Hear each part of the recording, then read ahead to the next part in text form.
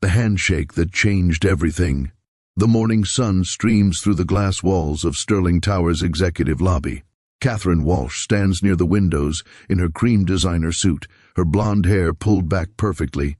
She's laughing with two potential partners when a young black man in a navy polo approaches. He's maybe 35, carrying a leather folder, walking with quiet confidence. "Miss Walsh," he says warmly, extending his hand. "Marcus Johnson. We have at 9 o'clock about the investment proposal." Catherine's smile disappears. She looks at his outstretched hand like he's offering her something unpleasant. Her arms stay crossed. "Excuse me," she says, her voice cold. "This is a private meeting. I don't know how you got past security." Marcus keeps his hand extended. "Your assistant Karen confirmed our meeting 3 weeks ago. Sterling Capital needs bridge financing, and my firm—" "Your firm?" Catherine actually laughs. "Listen, I don't know what you're playing at, but I suggest you leave before I call security." The lobby goes quiet. People stop walking. Someone pulls out their phone. Marcus slowly lowers his hand. His jaw tightens, but his voice stays level. "Miss Walsh, if you just check with your office, I don't shake hands with people who lie their way into buildings." Catherine interrupts. She waves toward the security desk. "Jerome, can you escort this gentleman out, please?" The older security guard approaches, his face troubled. "Ma'am, is there a problem?" "Yes, remove him. Now." Marcus looks at Catherine one more time. Something flashes in his eyes. Not anger, something sadder. Disappointment maybe, recognition. He nods once. "No need for an escort. I know my way out." He walks toward the elevator, back straight, head high. Behind him, Catherine turns to her associates, brushing imaginary dust from her sleeve. "You have to be firm with these people," she says. "Otherwise they think they can take advantage." What Catherine doesn't know is that Marcus Johnson isn't some random person trying to crash her meeting. He's the founder of Horizon Capital, $3 billion in assets, Forbes 400, the only investor willing to save her failing company, and she just threw him out. 6 hours later, Catherine sits in her corner office. The city spreads below, all glass and steel and afternoon light. Her assistant Karen Knox enters. Her face is pale. "Miss Walsh, I need to ask you something. Make it quick. The board meeting starts in 10 minutes. The man this morning. The one security removed. That was Marcus Johnson, wasn't it? From Horizon Capital." Catherine's fingers freeze on her keyboard. "What?"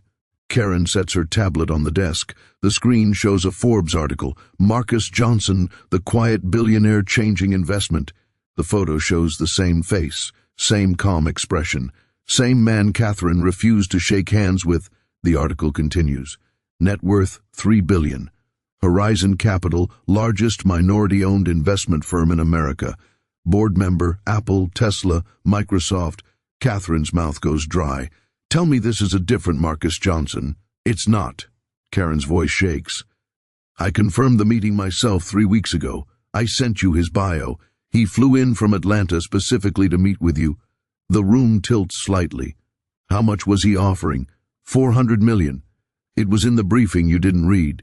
$400 million. Sterling Capital has maybe 8 weeks of operating cash left.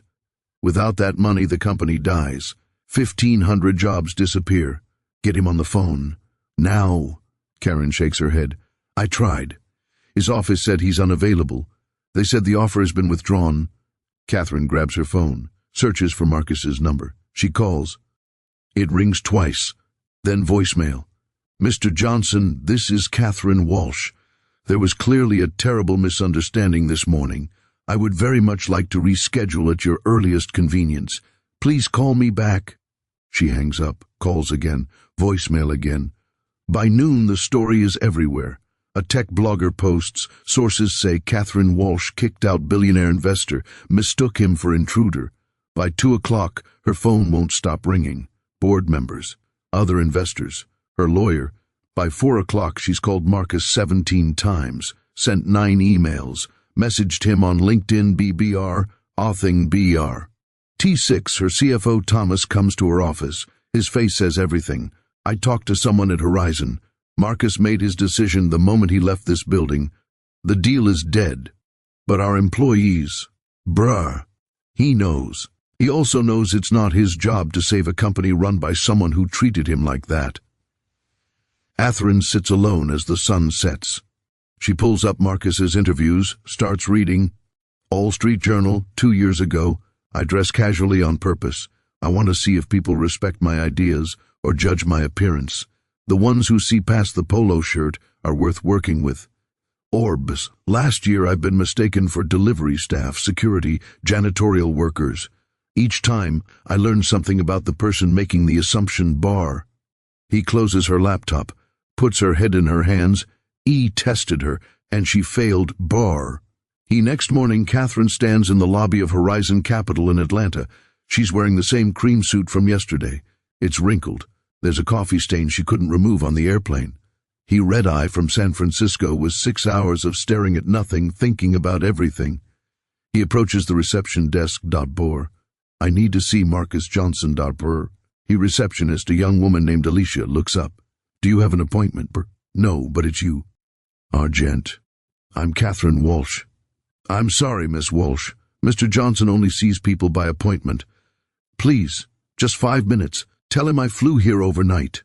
Alicia picks up her phone, speaks quietly. Then, I'm sorry. Mr. Johnson is in meetings all day.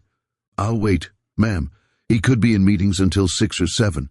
I'll wait. Catherine sits. The chairs are uncomfortable. She doesn't move. 9 o'clock becomes 10. 10 becomes 11. Employees walk past, glancing at her. Some recognize her. She sees them, whisper. At noon, she orders flowers. Writes on hotel stationery, Mr. Johnson, I made a terrible mistake. Please give me 10 minutes. Catherine. She gives them to Alicia. Can you send these up? I'll make sure he gets them. 1 o'clock, 2 o'clock. Catherine's back aches. Her phone buzzes with 37 missed calls. She ignores them all. At 2:30, Alicia approaches. Miss Walsh, Mr. Johnson will give you 15 minutes. Conference room 3, 5th floor. The conference room is small. No windows. Marcus sits at the table in a gray button-down. He doesn't stand when she enters. Miss Walsh, please sit. Catherine sits. Her hands shake in her lap. Mr. Johnson, I came to apologize. He holds up one hand. Before you apologize, I want to make something clear. His voice is quiet but firm. You keep saying you didn't know who I was. Like that's the problem. Catherine opens her mouth. He continues. The problem isn't that you didn't recognize my name. The problem is you saw a black man in casual clothes and decided instantly I didn't belong. The words land heavy. If I'd been a 60-year-old white man in a suit, would you have called security? Silence stretches. Would you? No, Catherine whispers. No, I wouldn't have. That's the problem. Not mistaken identity. Bias. Tears fill Catherine's eyes. She doesn't wipe them away. You're right. And I'm shamed. Marcus leans back. You sat in my lobby for 5 hours today. Yes, yesterday you had me removed in 3 minutes. Catherine flinches. Interesting how perspective changes when you need something. More silence. Catherine hears her own heartbeat. I came to ask for a second chance. For my company, for 1,500 employees who lose jobs without funding, and if I say no, then I deserve that. But they don't. Marcus studies her. 10 seconds, 20, 30, I'll invest, on conditions. Catherine's breath catches. He slides a paper across. Read it first. She reads. Her hands shake harder with each line. Public apology admitting racial profiling. Independent company-wide bias audit. Board must be 40% diverse within 12 months. $3 million from her personal funds to support black entrepreneurs. 6 months of intensive bias coaching. You agree to all of this or I walk, Marcus says. And I don't come back. Catherine looks at the list. Her reputation, her pride, her position, everything she built her identity on. But 1,500 jobs saved. I agree. 2 days later, Sterling Capital holds a press conference. Catherine stands at the podium. No makeup team fixed her face, no PR polish on her words. 3 days ago, her voice shakes. I committed an act of racial profiling. Cameras flash. I refused to shake hands with Marcus Johnson, a black investor who traveled across the country to meet me. I judged him by his appearance and his skin color. I called security. I humiliated him. Her throat tightens. There is no excuse. This wasn't a misunderstanding. This was bias. And I caused harm. She reads the commitments. Her voice steadies on facts. Then she looks up. I hope my failure can be a lesson. Success means nothing if we fail at basic human respect. 1 year later, the same Sterling Tower lobby. Morning light through GL. Ass walls. Marcus Johnson walks in at 9 o'clock. Navy polo, khakis, leather folder. Catherine waits at the door. Not schmoozing with investors. Waiting specifically for him. Mr. Johnson. She extends her hand. Thank you for being here. He shakes it. Firm, professional. Thank you for the invitation, Catherine. First names, earned over 12 months of quarterly meetings, honest conversations, real work. They walk into the conference room together. The energy is different. More diverse faces, more genuine warmth. Later, they're on a panel together. A moderator asks, Mr. Johnson, a year ago you were removed from this building. Now you're on stage with the person who did it. How? Marcus leans forward. Because Catherine did something rare. She took real accountability, not a statement. Real, painful, sustained work. He looks at her. That doesn't erase what happened, but it creates something new. The moderator turns.